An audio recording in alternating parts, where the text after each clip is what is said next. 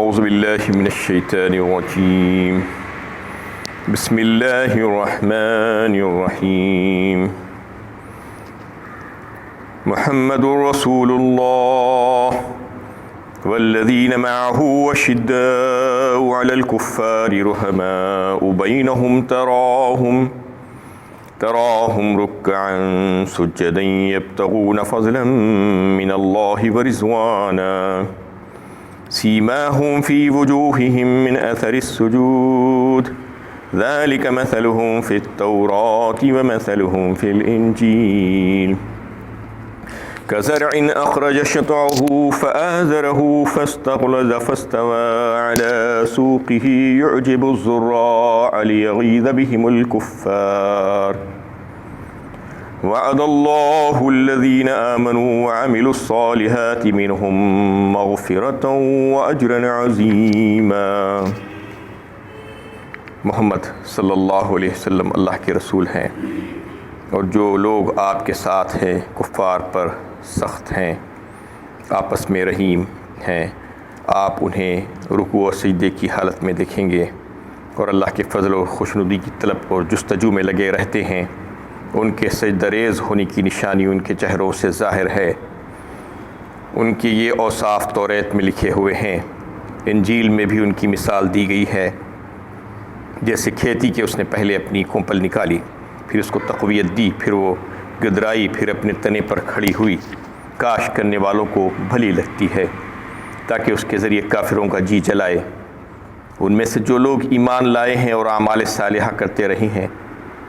اللہ تعالیٰ نے ان سے مغفرت اور اجر عظیم کا وعدہ فرمایا ہے۔ یہ سورہ فتح کی سب سے آخری آیت ہے، آیت نمبر 29، اور بڑی ہی اہم آیت ہے اس اعتبار سے کہ اس میں اللہ تعالیٰ نے صحابہ کرام کے فضائل اور ان کے اوصاف بیان فرمائے ہیں۔ اصل میں آپ دیکھیے کہ قرآن میں جا بجا جو واقعات پچھلے قوموں کے بیان ہوتے ہیں، اس میں بھی اور یہ واقعے میں بھی زبردست عبرت اور نصیحت ہے۔ پچھلی قوموں کے بہت سے واقعات اللہ تعالیٰ نے قرآن میں بیان فرمائے ہیں، قوم بنی اسرائیل، قوم فرعون، قوم عاد، قوم سمود، قوم لوط، قوم شعیب وغیرہ بہت سی۔ اس میں بتانا یہ مقصود ہوتا ہے کہ دیکھو ان لوگوں نے اپنے نبیوں کی تکذیب کی تھی تو اللہ تعالیٰ کا عذاب ان کے اوپر آیا اور ان کو صفحہ ہستی سے مٹا ڈالا گیا۔ اور پھر یہ صحابہ کرام رضی اللہ تعالیٰ علیہم اجمعین کے واقعات جو بیان ہو رہے ہیں، اس کا مطلب یہ ہے کہ یہ حضرات کی قوت ایمانی اور اطاعت رسول کیسی بے نظیر تھی کہ انہوں نے اپنی جان ساری جو ہے کر دی، اسلام کے لیے سب کچھ قربان کرنے کے لیے تیار ہو گئے۔ تو کیسے خوش قسمت تھے وہ، اور پھر اللہ تعالیٰ نے ان کو کیسے پسند فرمایا اور ان کا انجام کتنا اچھا ہوا، یہ بتانے کے لیے یہ تمام باتیں اس وجہ سے بتائی جاتی ہیں کہ تاکہ لوگ برے کاموں سے، اللہ کو ناراض کرنے والے کاموں سے رک جائیں اور اچھے اچھے کام کرنے والے جو حضرات تھے جیسے صحابہ کرام رضی اللہ تعالیٰ علیہ مجمعین اور دیگر لوگ، ان کی اتباع کرنے کی کوشش کریں۔ اللہ کے نبی صلی اللہ علیہ وسلم خاتم الانبیاء ہیں، اور آپ صلی اللہ علیہ وسلم کے بعد کوئی اور نبی مبعوث ہونے والے نہیں ہیں، اس لیے آپ صلی اللہ علیہ وسلم نے اپنے پیچھے کتاب اللہ اور اپنے اصحاب کو امت کی رہبری اور رہنمائی کے لیے بطور نمونہ کے چھوڑا اور حکم دیا کہ ان کی اقتداء کی جائے اور ان کی اتباع کی جائے، یعنی وہ جو ہے قابل تقلید ہے۔ فَإِنْ آمَنُوا بِمِثْلِ مَا آمَنْتُمْ بِهِ فَقَدِ اهْتَدَوْا۔ سورہ بقرہ پہلے پارے میں اللہ تعالیٰ نے خود صحابہ کرام کی تعریف فرمائی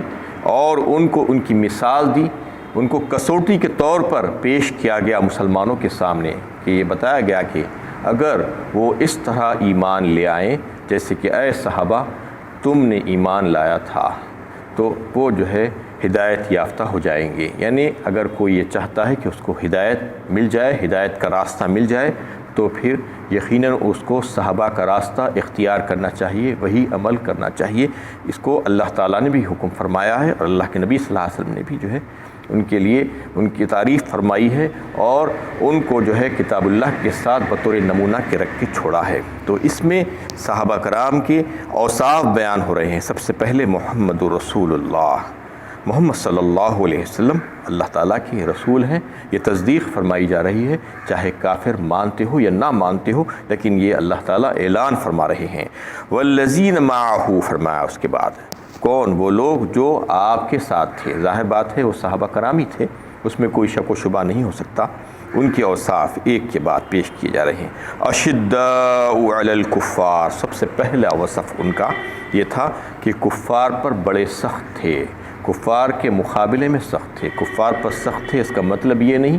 کہ وہ درستگی کرتے تھے، تندخوئی کرتے تھے اور بد اخلاقی کا مظاہرہ کرتے تھے، نہیں، کفار پر تو رحم بھی کرتے تھے وہ لوگ۔ ایسے بے شمار واقعات اس میں حضرت صلی اللہ علیہ وسلم اور صحابہ کرام کے آپ کو مل جائیں گے، جس میں انہوں نے ضعیف اور کمزور اور محتاج اور ضرورت مند کفار کے اوپر احسان اور کرم کا معاملہ کیا ہے۔ ایسا نہیں کہ ان کے ساتھ ہر معاملے میں جو ہے سخت تھے، نہیں، جب جو ہے ایمان کا معاملہ آتا اور جو ہے خلوص کا معاملہ آتا تو وہاں پر اصول کے معاملے میں کبھی پیچھے نہیں ہٹتے تھے، یعنی وہ کافروں کے ساتھ بے رحمی نہیں برتتے تھے، بلکہ اس کا مطلب یہ ہے کہ کفار کے مقابلے میں پتھر کی چٹان کی طرح رہ جاتے تھے، کسی لالچ اور ترغیب یا دباؤ سے خریدے نہیں جا سکتے تھے۔ اور یہ معاملہ ہمیشہ ان کا ایسا ہی رہا، جیسا کہ جو ہے وہ اپنے نسبی رشتوں کا کبھی بھی لحاظ نہیں کیے اسلام کے مقابلے میں۔ اسلام کے سامنے انہوں نے اپنے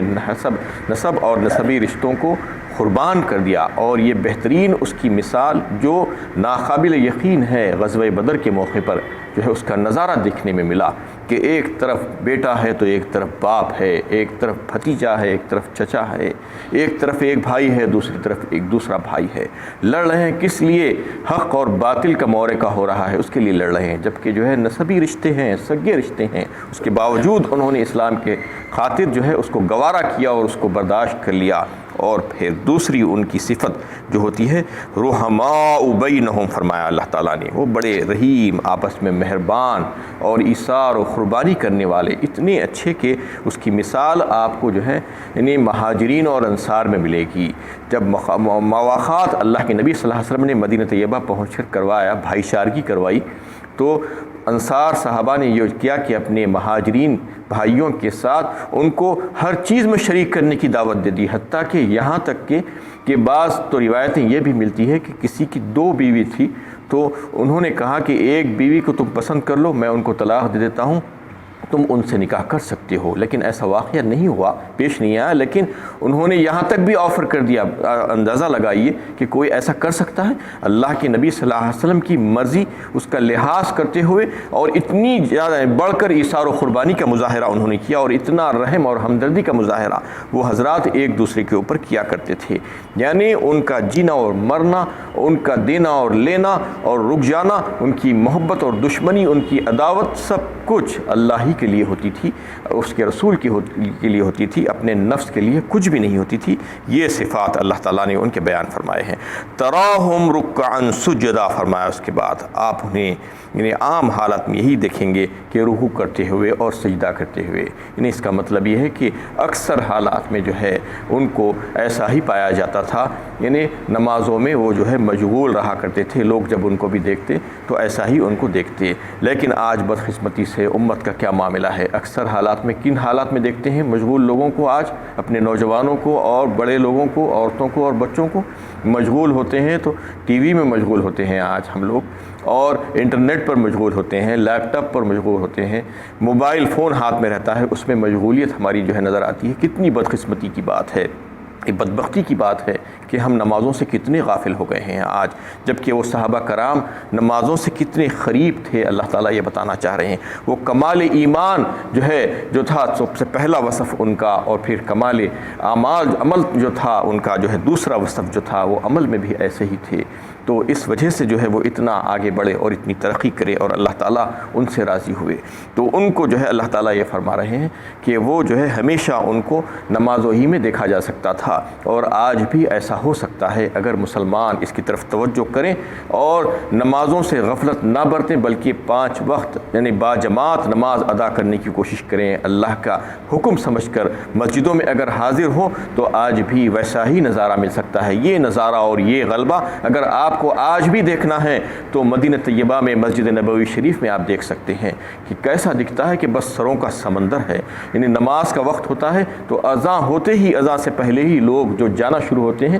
ایسا نظر آتا ہے کہ بس سارے کے سارے لوگ ادھر ہی جا رہے ہیں، نماز ہی کے لیے جا رہے ہیں اور کچھ نہیں کر رہے ہیں. یہ نظارہ آپ کو مدینہ میں جو ہے آج نظر آ سکتا ہے، آج یہ غلبہ آپ کو نظر آ سکتا ہے. اور ان کی چوتھی صفت اللہ تعالیٰ جو بتا رہے ہیں کہ یہ یبتغون فضلا من اللہ ورضوانا، وہ تلاش کرتے تھے اللہ کا فضل اور خوشنودی، اس کے ذریعے سے وہ طلب اور جستجو میں رہتے تھے نمازوں ہی کے ذریعے سے. سیماہم فی وجوہہم من اثر السجود، ان کے سجدہ ریز ہونے کی نشانی ان کے چہروں سے ظاہر ہے. یعنی ان کے چہروں پہ اس کے انوار اور برکات اور خشوع و خضوع کا معاملہ، وہ عبادت گزار متقی پرہیزگار لوگوں کو اللہ تعالیٰ ان کے چہروں پر جو ہے نور ظاہر فرما دیتے ہیں. بتایا جاتا ہے کہ انسان کا چہرہ اس کا آئینہ ہوتا ہے اور ایک کھلی کتاب کی طرح ہوتا ہے کہ اس کے صفحات پر آپ انسان کے نفس کے جو یعنی واقعات ہوتے ہیں، جو کیفیات ہوتے ہیں، اس کو بڑی آسانی کے ساتھ پڑھ سکتے ہیں. ایک لچے لفنگے کا چہرہ اور ایک جو ہے ایماندار شریف انسان کا چہرے میں جو ہے فرق ہوتا ہے، اور ایک متکبر اور ایک متواضع اور منکسر المزاج کا انسان کا چہرہ جو ہے الگ الگ ہوتا ہے، مختلف ہوتا ہے. نمایاں فرق آپ کو نظر آ سکتا ہے. تو ایسا فرق اس میں جو ہے ان لوگوں میں ہوتا تھا، اور ان کے چہروں سے یہ بات عیاں ہوتی ہے. اللہ تعالیٰ فرماتے ہیں کہ ہمارے محمد صلی اللہ علیہ وسلم کے اصحاب جو تھے، ان کے چہروں سے یہ بات ظاہر ہوتی تھی، یعنی خدا پرستی کا نور ان کے چہروں سے جھلکتا تھا. یہ بات ان کے چہروں پر تھی، اور یہ بات سمجھ میں آتی تھی کہ یہ لوگ جو ہے یعنی بہت اچھے لوگ ہیں، بہت اچھے انسانوں میں سے انسان ہیں. تو یہ اللہ تعالیٰ نے ان کی تعریف فرمائی، ان کے چہروں پر یہ نور نظر آتا تھا. اس سے مراد وہ یعنی نشان نہیں جو عام طور پر لوگ نماز کا گٹا کہتے ہیں، پیشانی پر جو ایک نشان پڑ جاتا ہے. تو یہ تو جو ہے لوگوں کے کہنے کی باتیں ہیں. ہو سکتا ہے کہ بعض وقت یعنی نمازیں پڑھتے آپ کے چہرے پہ، آپ کی پیشانی پر کوئی نشان بھی پڑ جائے، لیکن یہ ضروری نہیں ہے. اس سے مراد یہ ہے کہ چہرے پر جو انوار اللہ تعالیٰ جو ظاہر کر دیتے ہیں، خاص طور پر تہجد کی نماز ادا کرنے والوں کے تعلق سے کہا گیا ہے کہ اس میں اور زیادہ آثار اس کے چہرے پر نظر آتے ہیں. اور ایک ابن ماجہ کی حدیث ہے، حضرت جابر رضی اللہ تعالیٰ عنہ نے اس حدیث کو روایت کیا ہے. فرمایا رسول اللہ صلی اللہ علیہ وسلم نے، جو راتوں کو اٹھ کر نمازوں کو ادا کرتے ہیں، نمازوں کی کثرت راتوں میں کرتے ہیں، تو دن میں ان کے چہرے پر نور ہو جاتے ہیں اور حسین نظر آتے ہیں. یہ اللہ کے نبی صلی اللہ علیہ وسلم کا ارشاد ہے. تو اس میں یہی بات بتائی گئی ہے کہ ان کے چہروں پر اس کے آثار نظر آتے ہیں. ذالک مثلہم فی التورات، ان کے یہ اوصاف توریت میں لکھے ہوئے ہیں. مثلہم فی الانجیل، انجیل میں بھی ان کی مثال کچھ اور طریقے سے دی گئی ہے. کیا کہ انجیل میں جو مثال دی گئی ہے مسلمانوں اور مومنوں کی وہ یہ کہ ایک کسان یعنی کاشتکار جب زمین میں بیج ڈالتا ہے تو اس کے ذریعے سے نازک سی کومل نکلتی ہے اور بالکل باریک سی کمزور سوئی اس کی باہر نکلتی ہے، اور پھر آہستہ آہستہ دھیرے دھیرے وہ جو ہے مضبوط ہوتی جاتی ہے. اس پہ شاخیں نکلتی ہیں، پتے نکلتے ہیں، اور ایک وقت آتا ہے کہ انہیں زبردست مضبوط ہو جاتی ہے. ایسی مثال مومنوں کی ہے. یہ انجیل میں ہے، ان کے تعلق سے بتایا گیا ہے. ایسا ہی معاملہ مسلمانوں کا تھا. شروع میں جب اسلام شروع ہوا تو آپ صلی اللہ علیہ وسلم کے ساتھ صرف 3 لوگ تھے، 3 ہی لوگ تھے. اتنی خلیل تعداد تھی. ایک حضرت یعنی ابو بکر صدیق رضی اللہ تعالیٰ عنہ، ایک دوسری حضرت خدیجہ رضی اللہ تعالیٰ عنہ، اور جو ہے تیسرے حضرت علی رضی اللہ تعالیٰ عنہ. اور جو ہے ایک جو ہے جو غلاموں میں تھے وہ چوتھے تھے. تو اس کے علاوہ اور کوئی نہیں تھا شروع میں. پھر آہستہ آہستہ ترقی ہوتی گئی، اسلام جو ہے مضبوط ہوتا گیا. اور ایک وقت آیا کہ حجت الوداع کے موقع پر آپ صلی اللہ علیہ وسلم کے جو ہے آخری حج کے موقع پر جو لوگ اس میں شریک تھے، ان کی تعداد بتائی جاتی ہے کہ تقریباً 1.5 لاکھ لوگوں پر مشتمل تھی. تو اس طریقے سے اسلام ترقی کرتا گیا. اور اس میں ان لوگوں کے تعلق سے کہا جا رہا ہے مثلہم فی الانجیل کزرع اخرج شطأہ فآزرہ فاستغلظ فاستوی علی سوقہ یعجب الزراع. پھر کہہ دیا گیا کاشتکاری کرنے والوں کے لیے جو ہے جو بھلا لگتا ہے ان کو، لیغیظ بہم الکفار، اس کے ذریعے سے کافروں کا جی جلائے. یعنی جیسے جیسے اسلام کو ترقی ہوتی جاتی ہے اس سے حسد کرنے والوں کا بھی اضافہ ہوتا ہے. اور جب لوگوں کو دیکھتے ہیں کہ مسلمان ترقی کر رہے ہیں، کمزوری سے جو ہے مضبوطی کے عالم میں آ رہے ہیں، اور قلت سے جو ہے کثرت ان کی ہوتی جا رہی ہے، تو ان کو جلن ہوتی ہے، حسد ہوتی ہے. وعد اللہ الذین آمنوا، آمنوا وعملوا الصالحات منہم مغفرۃ واجر عظیما، ان میں سے جو لوگ ایمان لائے ہیں اور اعمال صالحہ کرتے رہے ہیں اللہ تعالیٰ نے ان سے مغفرت اور اجر عظیم کا وعدہ فرمایا ہے۔ اس میں جو ہے بڑی زبردست خوشخبری ہے، بالکل آیت کا آخری ٹکڑا ہے، اس میں اللہ تعالیٰ فرما رہے ہیں وعدہ ہے اللہ تعالیٰ کا وہ ایمان لانے والے اور عمل صالح کرنے والے حضرات سے کہ ان کی مغفرت اور ان کے لیے اجر عظیم ہے۔ اس میں جو ہے صحابہ کرام پر تان تشنیع کرنے والوں لیے جو ہے لوگ یہ سمجھتے ہیں کہ ان کے لیے بھی جو ہے وہ دروازہ کھولتے ہیں، یہ کہتے ہیں کہ یہ آیت میں جو منہم سے من جو مراد ہے وہ تبعیض کے لیے لایا گیا ہے۔ تبعیض کے لیے مطلب یہ ہے کہ ان میں سے جو،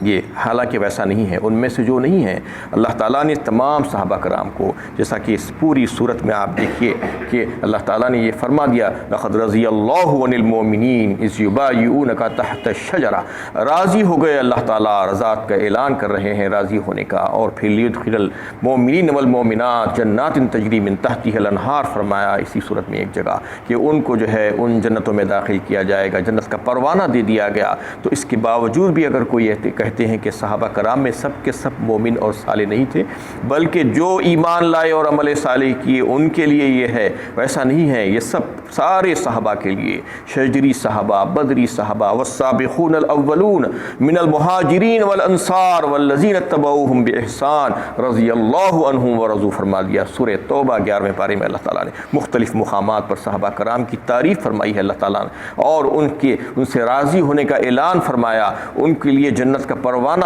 جو ہے دیا اللہ تعالیٰ نے۔ ان تمام جو ہے باتوں کے باوجود بھی اگر کوئی ان سے دشمنی اور عداوت رکھتا ہے تو اس کو سمجھ لینا چاہیے کہ اس کا ایمان کیسا ہے، جبکہ اللہ تعالیٰ نے ان کی عظمت، ان کی فضیلت، ان کی مغفرت، ان کے لیے اجر عظیم کا وعدہ فرمایا ہے۔ تو پھر ہم اور آپ کو جو ہے یہ ضرورت نہیں کہ ان کے بارے میں تحقیق کرتے پھریں، ان کے بارے میں گفتگو کرتے پھریں اور ان کے بارے میں ایسی اور ویسی باتیں کرتے پھریں۔ وآخر دعوانا ان الحمد للہ رب